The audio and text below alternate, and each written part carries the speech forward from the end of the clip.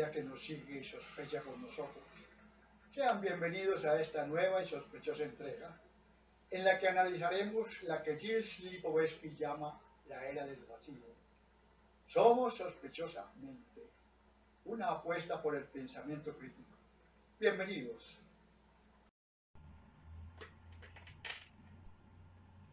La gente común no halla ya la felicidad en el súper. Por eso escribe o hace fotos. Gilles Lipovetsky. Para el escritor, sociólogo y filósofo por excelencia de la modernidad y sus postrimerías, nacido en Francia en 1944, Gilles Lipovetsky, no estamos ya en la era del consumo, sino en la del hiperconsumo, aplicada a la posmodernidad o hipermodernidad, como él la denomina, al postular que la modernidad como tal se ha prolongado y prefiere utilizar el prefijo hiper para reemplazar el post, en coherencia con los fenómenos que detecta y expone. Entonces, mientras en la década de los 50 y 60 el consumo era colectivo, familiar, pues había un automóvil, un televisor, un teléfono por familia, hoy vemos como él lo afirma, un pluriequipamiento, donde antes había un equipamiento familiar, hoy lo es por persona.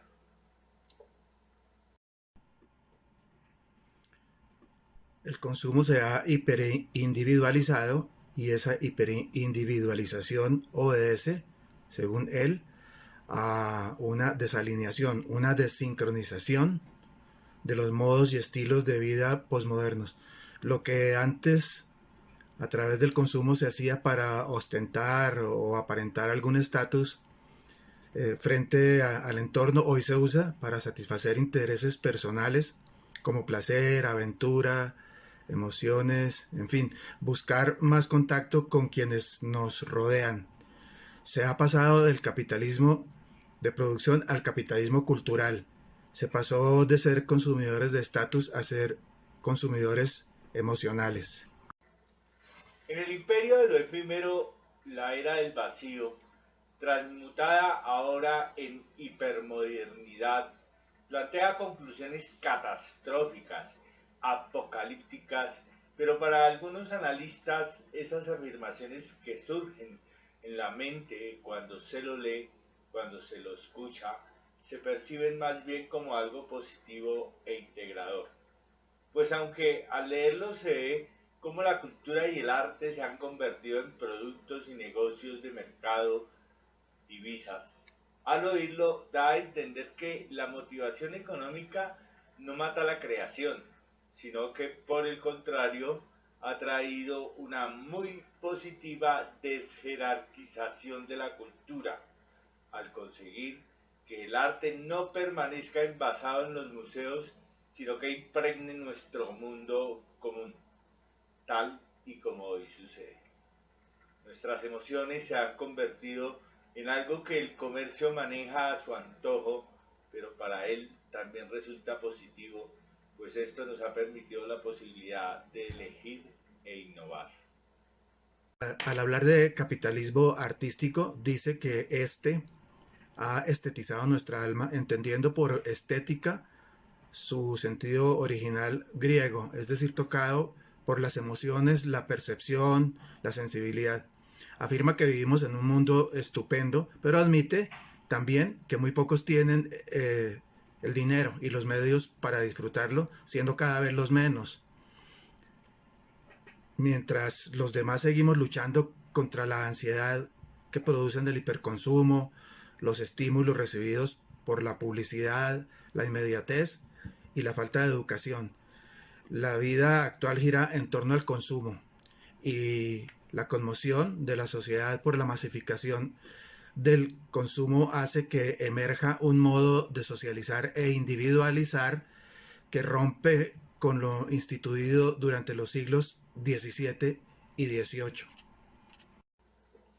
Habla del hiperindividualismo y el hiperconsumo como fenómenos de esta cultura de masas que caracteriza la posmodernidad, dentro de la que la felicidad es aquí y ahora.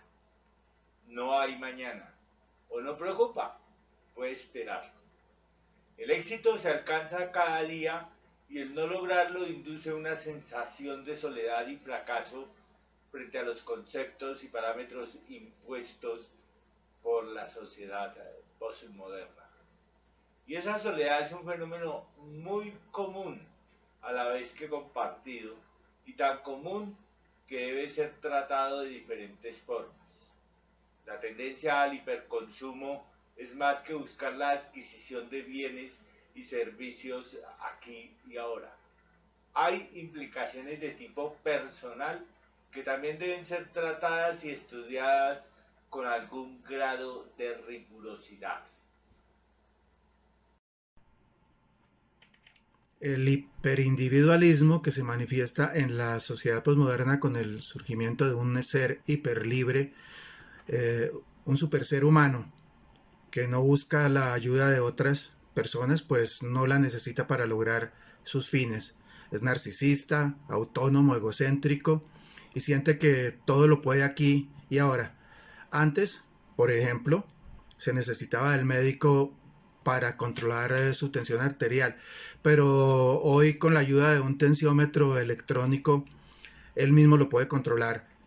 Se desvincula de dependencias antes necesarias y así, con el desarrollo de la ciencia y la tecnología en muchos aspectos de la vida, el individuo cambia su percepción de la misma, resaltando su individualidad como valor muy propio dentro de la sociedad posmoderna.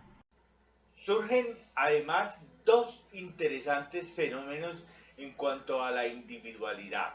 El primero es que los individuos reclaman derechos que a la hora de la verdad no ejercen. Se les oye hablar de democracia y libertad de expresión, pero resultan apáticos a la hora de participar en la democracia y es cada vez menor el número de los que leen periódicos, lo cual resulta paradójico al no hacerse uso de lo que se reclama. El otro fenómeno es que el individuo cree que siempre permanecerá joven y radiante, es decir, se siente inaccesible y es muy pagado de sí mismo. De ahí el crecimiento de la tendencia al cuidado del cuerpo en la actualidad, gimnasios, entre los adultos en su afán por permanecer siempre jóvenes. Estos son, entre otros fenómenos, tratados por Lipovetsky en su libro La Era del Vacío. A continuación citaremos algunas de sus frases. Nuestra sociedad no conoce prelación, codificaciones definitivas, centro, estimulaciones y opciones equivalentes en cadena. De ello proviene la indiferencia posmoderna. Indiferencia por exceso, no por defecto. Por hipersolicitación, no por privación. El posmodernismo no es más que un grado suplementario en la escala de la personalización del individuo dedicado al self-service narcisista y a combinaciones caleidoscópicas indiferentes.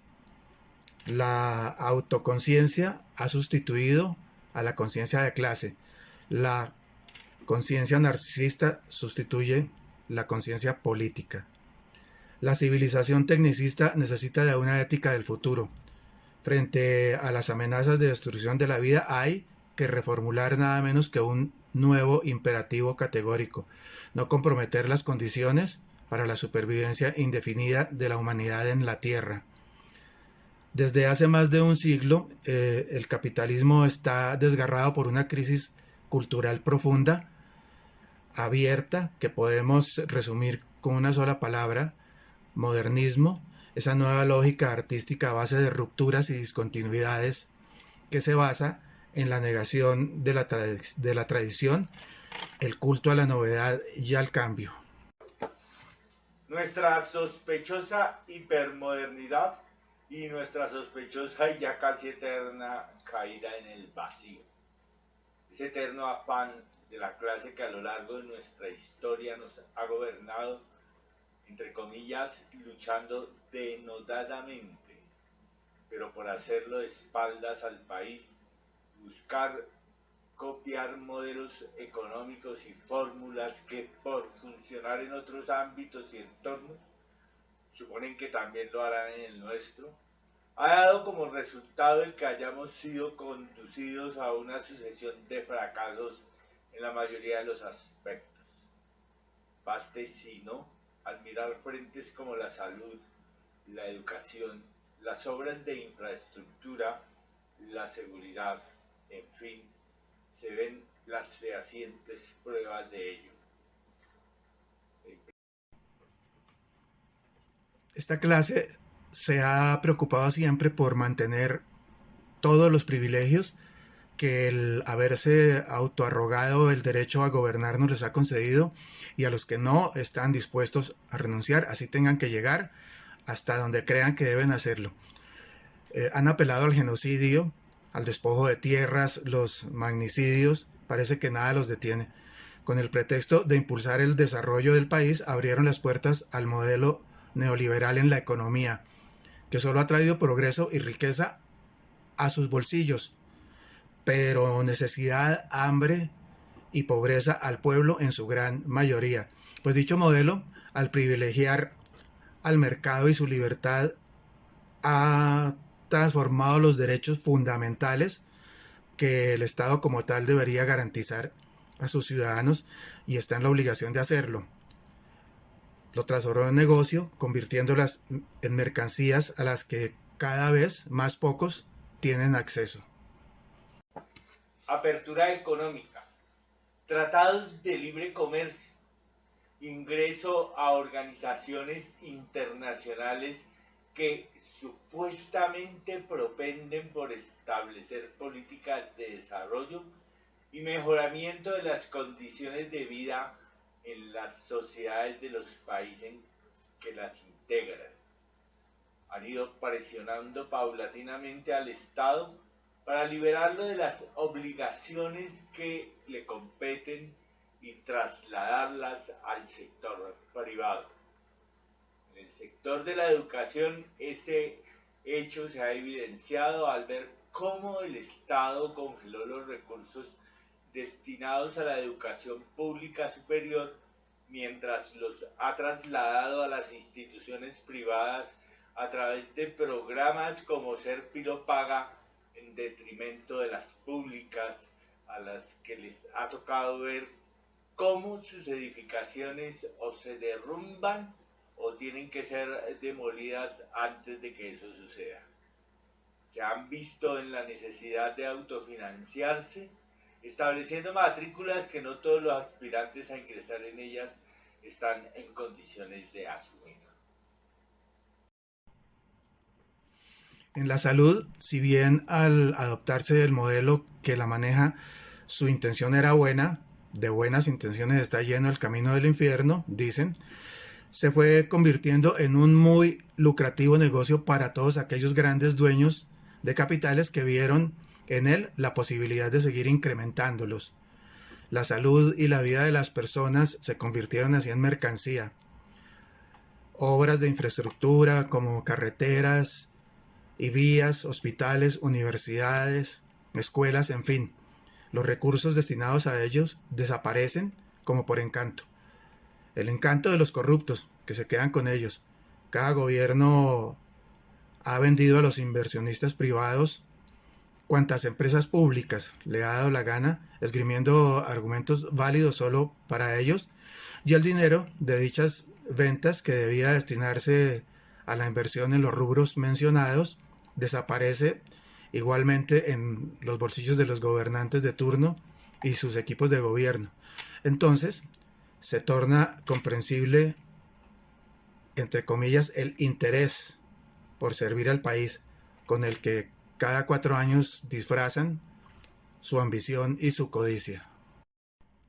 Se hicieron dueños de ese, entre comillas, mundo estupendo del que habla Lipovetsky, ese mundo en el que la hiperoferta de bienes y servicios, el hiperconsumo que pretende absorberla, se alejan cada vez más de la gran mayoría que ve aumentar su sensación de soledad y fracaso al no poder ser parte de ese mundo hiperconsumidor, pues sus recursos no se lo permiten.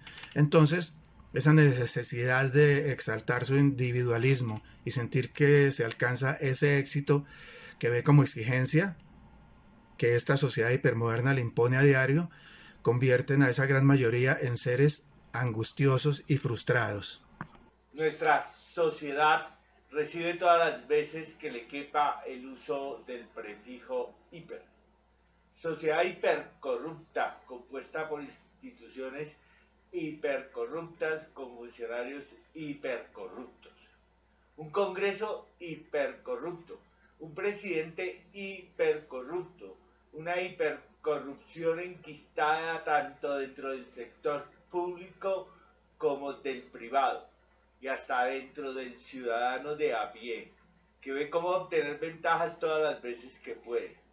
Para una mente que sospecha, no puede pasarse por alto la mención de ese factor alimentador que agiganta aún más esa hipercorrupción que reina en nuestra sociedad y en nuestro país, el narcotráfico, que ha hecho del nuestro un narcoestado, además de hipercorrupto, fallido. Así las cosas, ante la posibilidad de algún cambio en nuestro sistema, la esperanza de que alguna opción alternativa que se pueda o que pueda desplazar a esa enquistada e hipercorrupta clase llegue, inmediatamente es utilizado como argumento y arma para amedrentarnos el infortunio de naciones vecinas y hermanas, desconociendo el hecho de que cada nación es diferente a otras y sus sociedades funcionan de diferentes maneras.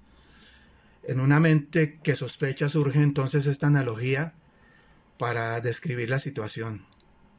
Nos asustan con el lodo mientras nos hunden en el estiércol. Nuestra sospechosa hipermodernidad y nuestra ya casi eterna era del vacío. Bueno, gente querida que nos sigue y sospecha con nosotros. Hasta aquí nuestra sospechosa entrega de hoy. No olviden compartir nuestros links, suscribirse al canal, activar las notificaciones, los comentarios y poner pulgar arriba. Somos sospechosamente una apuesta por el pensamiento crítico.